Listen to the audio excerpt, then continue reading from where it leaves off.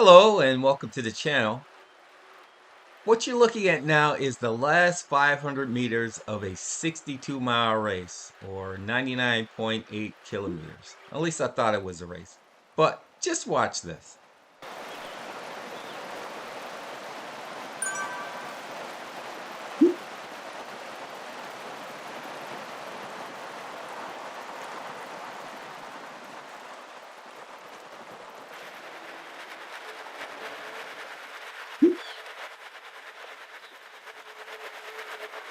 That, ladies and gentlemen, was a 1400 watt sprint. 21 point something watts per kilogram at the end of 2 hours and 20 minutes of riding. That was a heck of a sprint. Now, how did I do that? Let me show you.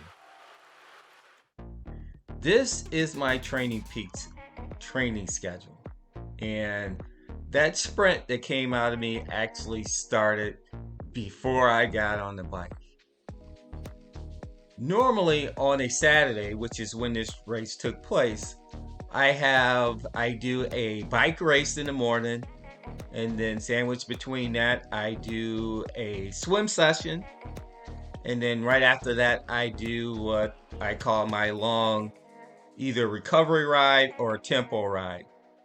And I had to change that this week because the community college where I swim has had their graduation ceremonies, and they closed the pool on Saturday. So I couldn't swim on Saturday. So I actually took that swim that I would normally do on a Saturday and I did it here on a Monday.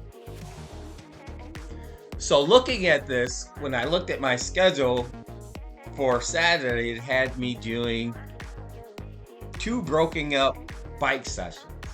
And I was looking through my companion app for a race to do first, and then I was going to do my other ride later on in the day. And as I was looking through it, I stumbled upon a long 99K ride, which I thought was a race. And I decided that at that point I was going to merge both of those 2 rides together and do this long ride, because I hadn't done a long ride in a while. Actually, I did do one long ride. It was the epic race for the Zwift games, and after I finished that ride I was like, no more long rides for me. That was just a shade under 2 hours, and I was like, I will never ride this long in real life race or any of my triathlons that I do. So why am I doing these big long 2-hour rides? But just as a change of pace, I wanted to do that long ride. So this is my Saturday of me merging those 2 races together. I don't know why I did a 20-minute warm up before this long event. Could have been shorter than that. I normally do a 20-minute warm up before any of my races, but I thought, just in case this long ride race gets all spicy, I needed to have some warm-up legs to make sure that I didn't get dropped right at the beginning. And to be honest, my fitness level right now is at an all-time high. And you can see that in my CTL score over here. This is actually my fitness level right here at 103. My max this year was at 105, and that was when I did my last 14-hour block. I'm on a block of doing 12-hour week sessions, which is supposed to keep my fitness level high, but allow my fatigue score, which is this 111, to come down to improve my form. Once my form gets closer to 0, I will be on form with less fatigue and great fitness level. Now, to put that in perspective, my maximum fitness last year was 90, and that was in August of last year. And at that point, that was the highest fitness score I had ever achieved on Training Peaks. Now, I've been on Training Peaks for probably going close to 15 years or so, and have been tracking my fitness level probably for the last 10 years. So I know where I am with my body and how I feel based on that score. And I'm looking for some really good results this year, but a lot to do with my sprinting capabilities now, especially towards the end of racing, is all due in fact to my current fitness level. Now, there were different lengths of races that were in this. The A group was going to go 160K, which was 100 miles. And the B group, which is what I was in, was going to go 62 miles or 99.8K. So I expected this thing to start off kind of slow, but it didn't. It was a little bit on the high side. And I'm like, okay, these guys are pushing. I saw those fire socks go off, and I'm like, these guys are pushing for something that's going to ride long. That had me a little bit confused. So I pretty much had to get on the gas to make sure that I was going to be with the lead group, or I was going to get dropped fast. And hey, if I'd have got dropped, I would have just sat in and just rolled with whatever group that I was going to ride with. But that's not me anymore. I don't like sitting in and watching faster riders take off and get away. I'm going to put some pace on to get with the lead group no matter who they are. So that's what I did in this race. Of course, things kind of chilled out a little bit after that, but I did have to put some bread on the graph just to get up with the lead group. Then at this point, I was trying to get my bearings to see who was who, see what color kits represented what group. I saw that I had on the black kit with the red stripe, so I knew anybody I saw with black and red were going to be in my group. And after a while, I kind of figured out that the guys that had the BMTR on kits on were in the 160 kilometer group. So I got my bearings, made sure that I was always with any rider that had black and red on that looked like he might have been trying to take off. I would make sure that I would get up with that group and stay with them. Now, the course that we were doing was the Wandering Flats on Makuri Island. And as the title suggests, it's pretty much flat. The only tricky part about this course is just this one little punchy climb at about 20K. But other than that, for the most part, it's flat.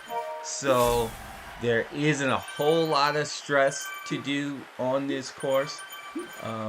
Over the course of the distance that we were traveling, we were going to loop this course about 4 times. So it wasn't too bad, except there was a point in time where I decided to put on a little bit of pace. Actually, I did that a couple of times throughout the ride, but we had a guy that kind of got dropped, and we'll see how that kind of got resolved or resolved itself. At this point, we're 33K in, and my hamstrings had been feeling a little bit tight.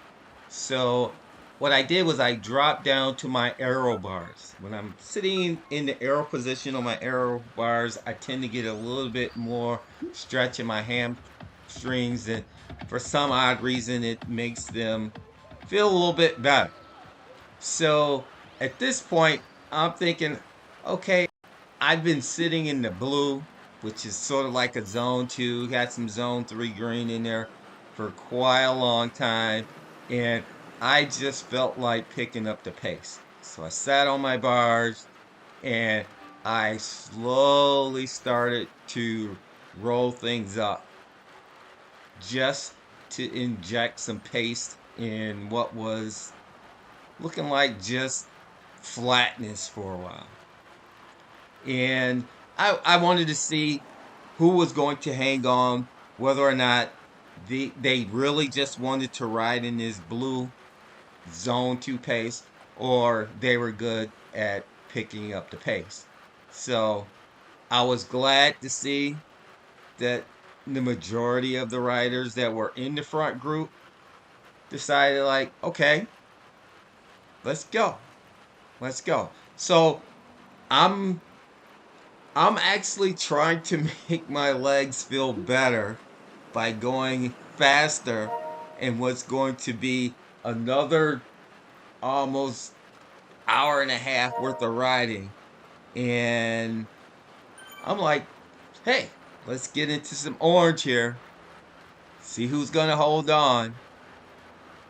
And I think it's good to do this sporadically throughout a long ride like this, just to get rid of some of the monotonous of just pedaling along. I didn't want to just sit in the back. There was a period where I just sat in the back just to sit in, just to see what people were going to do, see how they're going to ride, see if this was going to pick up or not. And actually, each time I did one of these pulls like this, I would drop back to the back and just let the draft bring me along so that I can recover a little bit. But at least in this case, I get my heart rate up, I get things flowing, get things moving, um, take a different angle of position of sitting on my seat. Normally, when I'm sitting on my seat in these Zwift races, I have my hands on my arrow pads, and I'm usually sitting up. That allows me to breathe better, get a little bit more air in. But in this case, I wanted to get on the bars. And then that's when I noticed that the one guy had dropped back and was looking for a little help to get back to the group. I was debating on whether or not to drop back and help. One other guy did drop back to help to bring him back up to the group. I was debating on whether I should drop back or two, but then I'm looking out like, uh, I got another 60 something K to go, and I still don't know how this thing's gonna shake out. So I did drop back to help. That would have been the sporting thing to do. Had I known at that point, at this time, that this was actually a group ride and not so much of a race. I mean, of course, anybody in this event are free to do whatever they feel like they want to do. If they want to just make this a race and just get on the gas and just go and see how long they can go, they can do that. But in this case, the more good thing to do would have been to drop back and help, because I was the one who was pushing the pace for that period of time where it caused him to drop a little further back. But it is what it is. He eventually makes it back up to the group, and all is well. So I skipped it up to 44K just to show you this section that is the part of the course that really will test you, especially if you're in a race. This would be a good spot if you're like can go along or can sustain a higher wattage for any length of time. Would be a good place to kind of attack, or at least to push the pace enough to where you can kind of drop some people. I think we dropped most of the group in this section the first time we came through. This is actually the second time we're going through this section. So I wanted to just do some evaluation on this part and see what people were doing. I didn't know if anyone would actually try and attack here. Again, we're only about halfway through this 100K ride. So I was interested to see if anybody was go. So I jumped to the front just on this little section here. Just wanted to get my pace up a little bit just to see how I felt with ramping it up a little bit just to go through here. to make sure that I was going to be okay, because I was going to try something the next time I came through here. So what I did was I wanted to go through this section with only lifting my cadence, not shifting down a gear and getting to a gear where I can apply more power and still be in the cadence that I normally ride at. I wanted to just raise my cadence only and see how I felt going through here. First time I went through here, I did shift down one gear, and that allowed me to stay at the cadence that I was at and ride through it.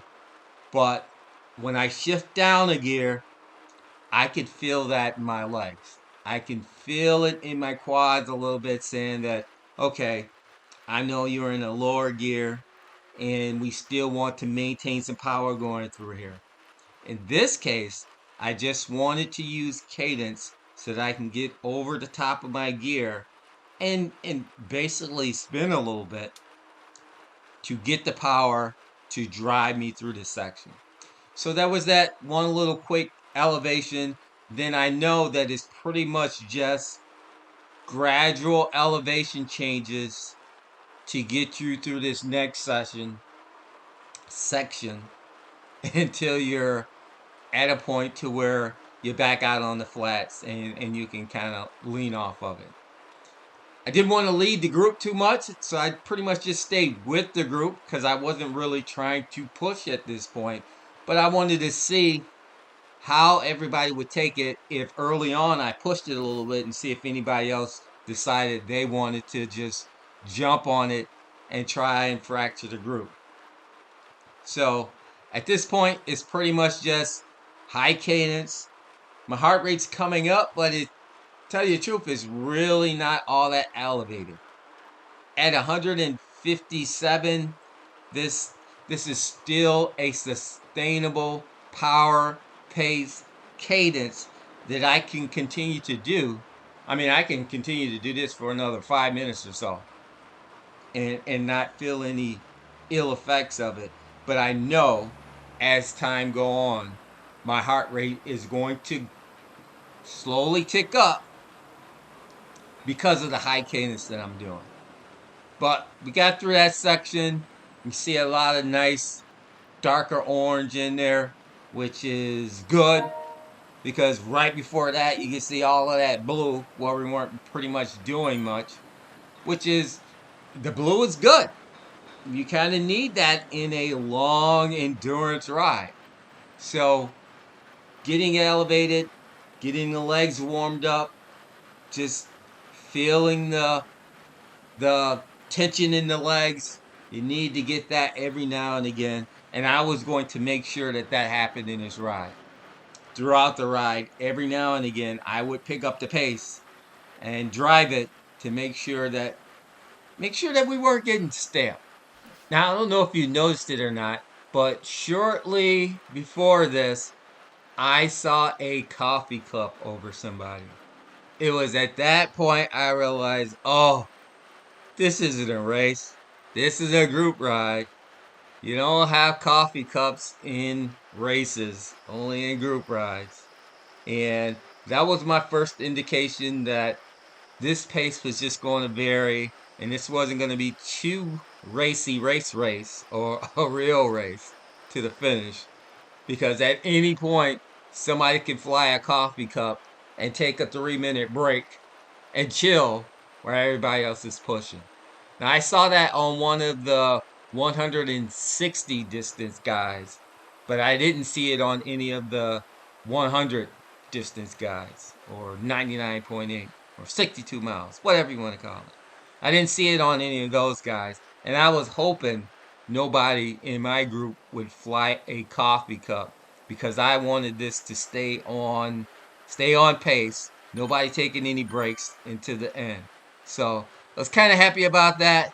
But anyway, it is what it is. I'm not going to use coffee throughout any of this. I need to make sure that I get to the very end on my own power. Okay, I skipped us up to about 5K to go. And coming through this last section, which is the last of the climbing that we really have to do, this is where I did the second thing that's going to enable to have me a powerful sprint. Even though I've gone to the front, I'm not worried about being in the front. That really doesn't matter. Again, I'm going to switch to an easier gear. I'm not going to switch to an easier gear, but I'm going to use cadence to get me through here. We're not really pushing hard right now, so that's why my cadence started off kind of low. But once they start to pick the pace up, that's when I use cadence to pick my pace up and not shifting the gears to get more tension, to get more power into my pedaling. And the reason why I do that is I'm saving the big muscles. I want to save the big muscles. I want to save the quads for the sprint. So I'm going to use all cadence to get me through this section. Even though I know that's going to raise my heart rate. Heart rate's at 160 now. I'm not worried about that. At this point, I can care less what my heart rate's going to do until I get to this sprint. So again, we're going through the climbing section, and again, you see coffee cups flying.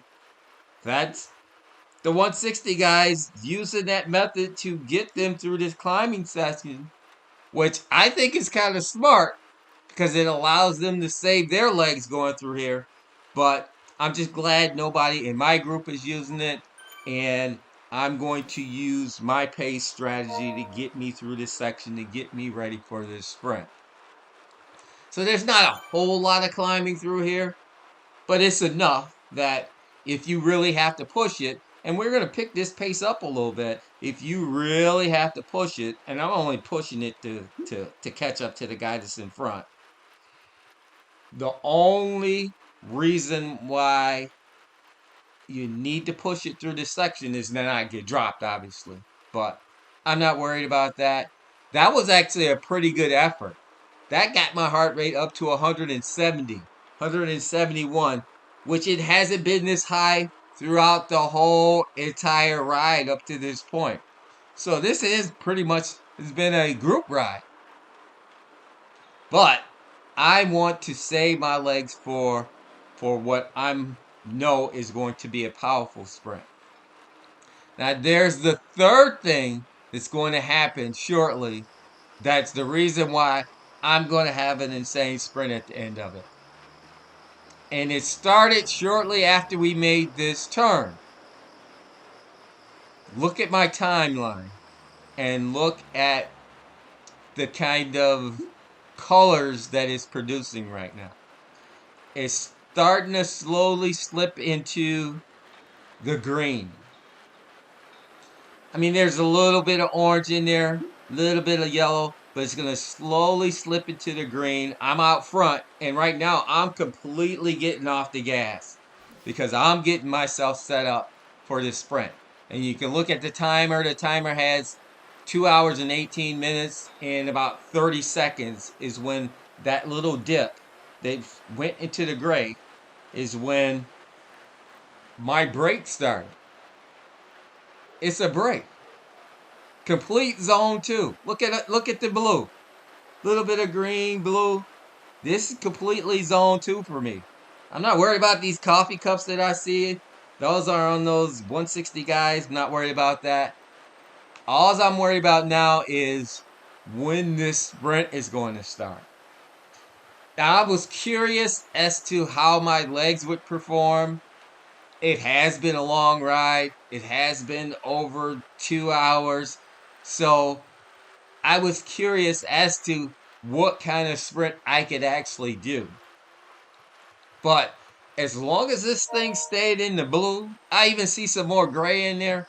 As long as it stayed there, there's no stress to my legs at all. Look at my heart rate.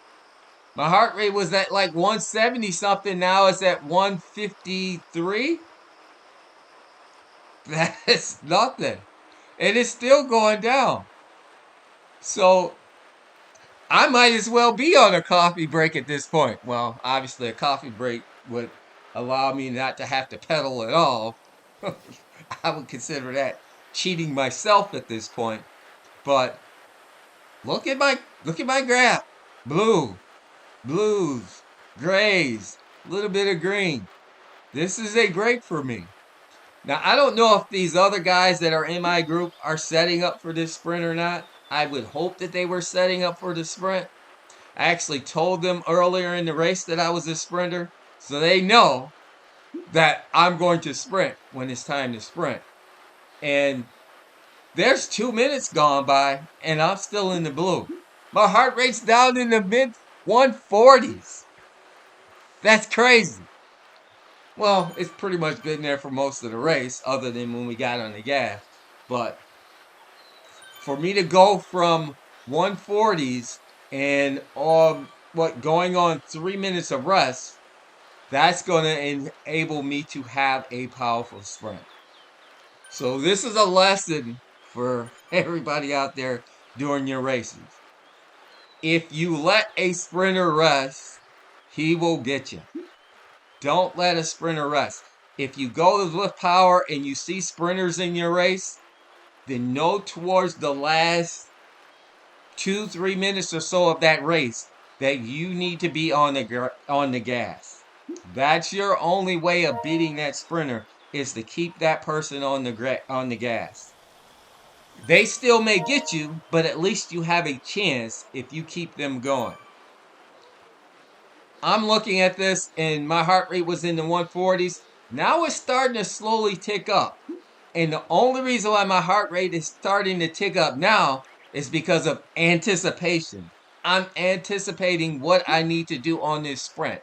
All those things are going through my head. Doing my ramp up, getting in the right gear, getting ready to go, wondering what the other riders are going to do. That's what's causing my heart rate to go up now. Not my pace. You can look at it. It's still in the blue. It's anticipation, and boom, I go. Now it's just pure power at this point. And boom, done deal. So that's how I got an insane sprint at the end of a 2-hour and 20-minute race. And we'll take a look at my my timeline graph, my overall timeline graph, and see how that looked, and see what kind of riding or pacing or strain I was under on this whole entire race. Okay, 14:02 for 5 seconds. That was a good sprint. I could feel that. I didn't feel any mad strain in my legs. You can see the course that we went through. It's pretty much the same thing. We looped through that 4 times. We looped through it. 264 watt average. So even my average isn't really that high. And a little over about 2,200 calories burned. And at this point, I'm going to pause. So from here, you can see that this was more of a tempo effort for me. I mean, sure, there's some dark orange in there. And you can see that here, and some here and here. And most of that was due to when we were climbing up through that ascending section. And some of this is due when I was getting on the gas just to inject some pace into the race. But for the most part, it's all just pretty much tempo effort. Blue and green is tempo effort for me. You do see one spike here. That's where we had gone through a sprint section and one guy kind of took off and another guy took off, and I thought, okay, are these guys making a break? So I kind of elevated my pace through that sprint section just in case that they were going. And they weren't going, they were just jersey hunting. And that happened kind of often throughout the race when we would go through the sprint sections. There were 3 sprint sections on every lap that every now and again somebody would go to try and get a sprint jersey. I don't really care about sprint jerseys. All I care about is the sprint finish. And this was that one effort that I put in to just to see how, if anybody would fall off during that one climbing section, and didn't really drop anybody at that point. That other guy had fallen off way earlier in the race, and then he had got back on, and he actually made it through to the end of the race. He was actually the guy that sprinted by me going for that sprint win that I took off and that eventually caught. That the last guy that I passed was the guy who had to be towed back onto us. So big ups to him for getting back into the flow and sticking it out into the end. And of course here, this is the final climb, and then here's my sprint. My heart rate was actually highest during that last climb up that section to make sure that I was on tap with anybody. But then this is that section here that they let me rest so that I was able to do this. 1428 watts on that sprint. I hadn't seen 1428 but maybe once, maybe twice in the last probably month or so. Ever since I started running, that's when my power drops a little bit when I get back into my running. But this is probably only the second time that I've seen this kind of power out of my legs.